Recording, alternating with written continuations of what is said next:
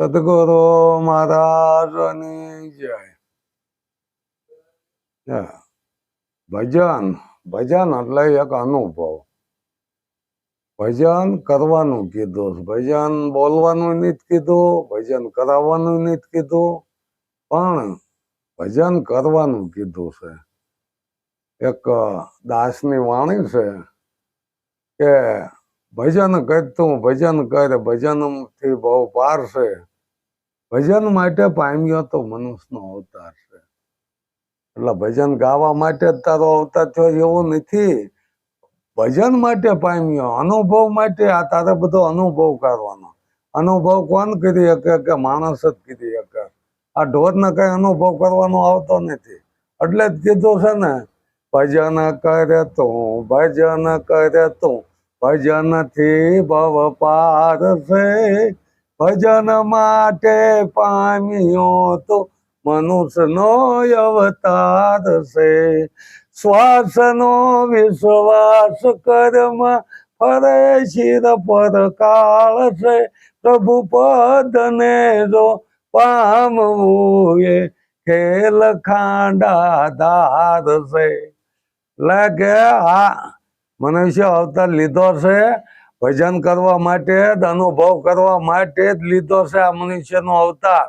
પણ શું કીધું છે કે શ્વાસનો વિશ્વાસ કરીશમાં, તારા માથે કાળ તો છે જ તે એક દી. એટલે કે શ્વાસનો વિશ્વાસ કરમાં ફરે શિર પર કાળ છે. આ પ્રભુ પદને પામવું ખેલ ખાંડાની ધાર છે. આને પામવું ને ખાંડાની ધાર માથે હાલ્યા જેવો, તરવારની ધાર માથે હાલ્યા જેવો, આવી આમાં વાત કીધી છે દાસે. પછી કીધું કે ભજન કરે તું, ભજન કરે, ભજન થી બહુ પાર છે. ભજન માટે પામ્યો તો મનુષ્યનો અવતાર છે. શ્વાસનો વિશ્વાસ કરમાં ફરે શિર પર કાળ છે. પ્રભુ પદને પામવું એ ખેલ ખાંડાની ધાર છે. પછી કે સગાને વાલા, કુટુંબ કબીલા, સગાને સંબંધી સર્વે સ્વાર્થ કેરો પ્યાર છે. કર્મ બંધન કરે સાને જગત જમની જાળ છે. આ બધા સગા સંબંધી સ્વાર્થ માટે છે. જોકે રામાયણમાં સોપાઈ વાત કીધી છે કે સ્વાર્થ વિના કરે નહીં રીતિ, આ છે જગતની રીતિ. રામાયણમાં આનું કે ઉલ્લેખ માર્યો છે કે આ બધા જે જગતની રીત કેવી, કાંઈક સ્વાર્થ હોય તો દાવાને આવતા નથી. એમ આ સ્વાર્થ માટે જ હગાવાલા છે. બાકી સ્વાર્થ મટી જાય એટલે પૂરો થઈ જાય છે.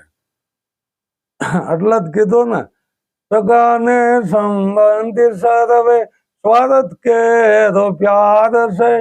કર્મ બંધન કરે સાને જગત જમની જાળ છે. પછી ત્રીજી કડીમાં કીધું છે કે પામરા પરિવાર નો તે લીધો શિર પર ભાર છે. કમર બાંધી કૃષ્ણ ભજવા કરેલો કરાર છે. આ તે જે કરાર કર્યો છે, પ્રભુ ભજન કરવાનો તો કોલ દઈને આવ્યો છો અને તું આ કુટુંબ કબીલામાં ફસાઈ ગયો છો. એટલે કર્મ બંધન શું લેવા બંધાણો છો કે આ કોઈ તારું નથી. સંતોએ વાણી કહી દીધી છે કોઈ કોઈનું છે જ નહીં. એટલે આવી વાત ખૂબ સરસ કરી છે દાસે. છેલ્લે કરીમ કીધું કે મનુષ્યને આ ચાર વસ્તુ જાણવી જોઈએ: ધર્મ, અર્થ, કામ ને મોક્ષ નો કરેલો પુરુષાર્થ છે. દસ ગરીબ આ ચારમાં પણ શ્રેષ્ઠ વસ્તુ સાર છે. ધર્મ, અર્થ, કામ ને મોક્ષ, આ ચારમાં ઉત્તમ વસ્તુ એનો સાર છે. આ ચારેયનો જે સાર સમજતો હોય ને એને કંઈક આગળ અનુભવ થાય છે. ધર્મ કોને કહેવાય, અર્થ કોને કહેવાય, કામ કોને કહેવાય, મોક્ષ કોને કહેવાય. મુવા પછી મોક્ષ માગે અને મૂર્ખ કેવો કે ડાયો. લાલન જેને હાથે મને ઓળખાયો એ તો મિથ્યા જગતમાં આવ્યો. આ તો મુવા પછી મોક્ષ ગતિના વાંહે બધું કરાવે છે કે ભાઈ આ પિંડ દાન કરવાનું, ઓલું દાન કરવાનું, આ બધું મુવા કેડે થયું. તો કે તમારા ગઢિયાનો મોક્ષ થાય છે, તમારા પિતૃનો મોક્ષ થાય છે. પણ મુવા કેડે મોક્ષ ન થાય પછી. મુવા પછી એને હું લેવા દેવાય જે કઈ તમે કરો. જેને જેને મોક્ષ લીધો એને જીવતા મોક્ષ લીધો. આ પરીક્ષિતને સર્પદસ્ત થવાનો હતો તેથી સુખદેવ પાસે, સુખદેવ મુનિ પાસે પૂગી ગયા હતા કે મને હાથ દે, સર્પદસ્ત થવાનો હતો, મારો મોક્ષ આમે ક્યાંય. તો પછી એ જે મોતીનો હતો એ બેક માંથી બસાવી લીધો, એનો મોક્ષ જીવતા અપાઈ દીધો. હાથ દીનો ભાગવતમાં તમે ભાગવત વાંચો તો ખ્યાલ આવે કે શું વસ્તુ પડે છે. ગમે એ શાસ્ત્ર તમે લો પણ ભાગવત જેટલું જ્ઞાન નહીં મળે. શું કે ભાગવતમાં એના ખુલાસા આપ્યા છે. બધા જે કાંઈ છે એના ખુલાસા આપ્યા છે. કર્મ ઇન્દ્રિય કોને કહેવાય, જ્ઞાન ઇન્દ્રિય કોને કહેવાય, આ બધું એમાં ભાગવતમાં સમજાયું છે.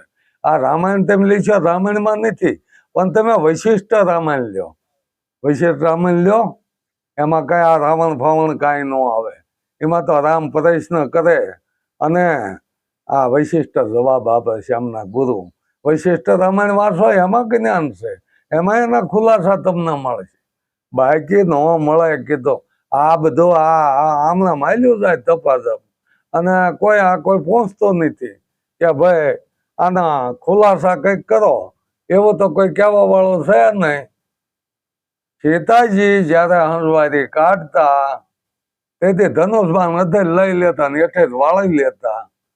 હવે ઈ રાવણ થી હેલ્યું નતું સ્વયંવર. ઋષિઓ જનક ને એમ થયું કે ભાઈ આ શિવ ધનુષ ઉપાડી લેશે, આ ઘોડો ઘોડો કરીને રમે છે, તો આના માટે તો વર એવો ગોતવો જોઈએ કે આ ધનુષ ને સડાવી શકે એવો.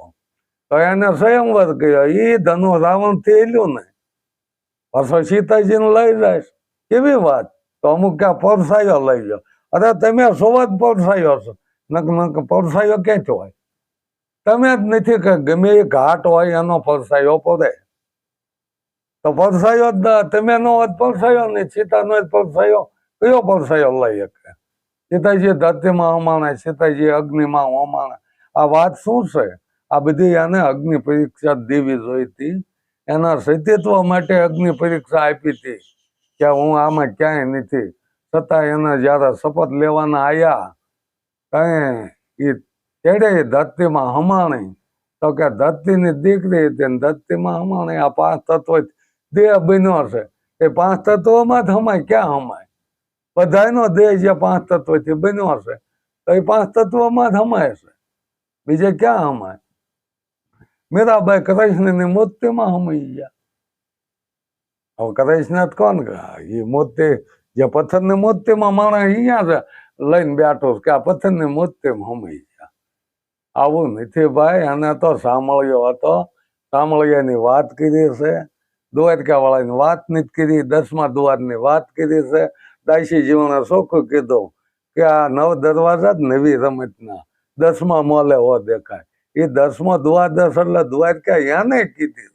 અપણે તમે જાઓ એટલે હું મોદી થયું ના દર્શન થાય ને. આ તો 10મા દ્વાર દ્વારકામાં હમારા મીરાબાઈ હાશું, પછી 10મા દ્વાર એનો ખુલી ગયો એમાં હમાઈ. નથી કહેતા કે એનો 10મો દ્વાર ખુલી જાય એમાં હમાઈ જાય છે. શું પોતે જ નહીં રહેતો. 10મો દ્વાર એટલે એક જ્ઞાન ચક્ષુ. 10મો દ્વાર એટલે તમારો અનુભવ છે. તમે તમારા અનુભવમાં જ લુપ્ત થઈ જાઓ. ખોળે રોતામાં તું ખોવાનો આ બીજો નથી બોલતો. ખોળવા માંડો, અનુભવ કરવા માંડો એટલે પોતે ખોવાઈ જાય છે. પોતે ન ખોવાઈ જતો, પોતે જો રહેતો હોય તો હરી નથી કે હું હતો તેથી હરી નતા, હરી છે હું નથી. એટલે આ હરસ પરસ જો નિધિઓનું પાણી બોલાતું હોય તો દરિયો નથી, અને દરિયામાં જો એ પાણી હમાઈ ગયો તો એ નદીના પાણી દરિયો થઈ ગયા. પાણી નદી છોડી તઈ જો નદીમાં ભરી રહ્યો હોત તો એ નદીનું પાણી જ કહેવાત. પાણી જયારે એ નદી મૂકી તઈ દરિયામાં હમાઈ જાય એટલે એમ 999 નીતિઓ મળે અને જો આ દરિયો થયો છે અને દરિયામાં હમાય પાછો એમ જે દીકરો હોય ને તો જ કોક એના બાપ કે, જો એક દીકરો ન હોય એને કોણ બાપ કે? એટલે બાપુ બનાવ્યો દીકરે.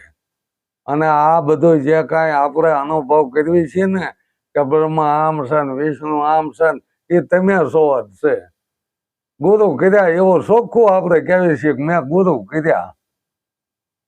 તો ગુરુ કર્યા એ ત્યાં કર્યા છે. શિષ્ય હોય કોક ગુરુ કે ગુરુ કોની એને કહેવાય? વાત જ એવી છે. મોટા કથ્યાકારો હોય કોઈ સાંભળવા ન જતો દે શું કોની આગળ કથ્યા કરે?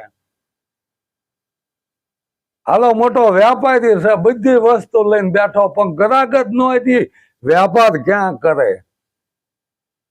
તો પછી એકલો જ હતો, નિરાકાર તો હતા જ તે, બરોબર ને? એમાં શક્તિ દર્શાણી, 3 પુરુષ પ્રગટ કીધા, 3 ગુણ કીધા છે, એમ 5 પંચ મળીને કીધો આરાધ. પંચ એટલે આ 5 તત્વ છે. ચોખ્ખો ઉલ્લેખ આપ્યો માર્કુંડ ઋષિ કે આ 5 તત્વ એ 5 છે. 5 તત્વ ને 3 ગુણ થી આ થોડું દેહ બંધાય. આ શિવજીનું સ્થાપન અહીંયા થયું છે. અને મહામંત્ર એ માર્કુંડ મહામંત્ર શિવજીના ત્યાં આપ્યો, પ્રગટ થયો ત્યાં આપ્યો ને કોને આપવો હોય ને એમ. ગુરુ ભલે ગમે એટલે હોય પણ શિષ્ય જ ન હોય કોની ને ગુરુ કે? કોઈ શિષ્ય થવા અત્યારે કબૂલ નથી. ગુરુ તો અનેક છે લ્યો, શિષ્ય થવા કોઈ તૈયાર નથી. પેલા શિષ્ય હતા, ગુરુ ને ગોતતા, તે ગુરુ નથી ઉપદેશ કરતા. આ તો બધું રહેવાનું જ તે. અત્યારે ગુરુ ના ફુગાવા થઈ ગયા. પણ ગુરુ વસ્તુ છે. ગુરુ તો એક અંધારામાં પ્રકાશમાં લઈ જાય છે. આ ગુરુ કહેવાય. રસ્તો બતાવે આને ગુરુ. ગુરુ કોઈ વ્યક્તિ નથી. પણ અત્યારે જો વ્યક્તિ થઈને બેસી જવાય તો અહીંયા જ એની મોટી ભ્રમણા થાય છે. અહીંયા જ મોટી ભૂલ ખાય છે કે એ ગુરુ છે અને આ મારા શિષ્ય છે. અહીંયા ભૂલ ખાય તો ત્યાં એને અદ્વૈત જ્ઞાન નથી શીખવાડ્યું. એ અહીંયા નક્કી થાય છે. અદ્વૈત જ્ઞાનમાં જ એક જ હોવો જોઈએ. અહીંયા ગુરુ શિષ્ય જેવું કાંઈ નથી. કબીર સાહેબ કે એક ડાળે 2 પંખી બેઠા, કોણ ગુરુ કોણ છેલ્લા? તો કહી દો ને એમાં કોણ ગુરુ ને કોણ છેલ્લા નક્કી કરી શકાય? કોઈ નથી. બધા એક જ વેલાના તુંબડા છે ભાઈ. અને આ વસુટ્યા વેલાના વસુટ્યા ભવે ભેગા ન થાય, પણ ભેગા શિવ પોહાતા નથી. વાત જ અહીંયા મોટી ભૂલ આવી છે કે આ ક્યારે આપણે આ રીતે રહેવાની નથી. આવી સુવિધા અત્યારે ફોન કરો ને તરત જવાબ મળી જાય. ગૂગલમાં પૂછો તો જવાબ મળી જાય. એટલે બોલો આજથી તો સુવિધા કેવી કહેવાય કે આ વસ્તુ કોણ છે, ફલાણો કોણ છે, તમને તરત એનો જવાબ મળી જાય. આવી સુવિધા હતી નહીં ક્યારેય. હા, મંત્રમાંથી યંત્ર બનાવ્યા છે એટલે અત્યારે કોઈ મંત્રની તમારે જરૂર નથી. આ તમારી સામું જ છે. આ યંત્ર પીડ્યું પૂછો એ તમને જવાબ દઈ દે ગૂગલ. બોલો શું કમી છે અત્યારે? સદગુરુ મહારાજ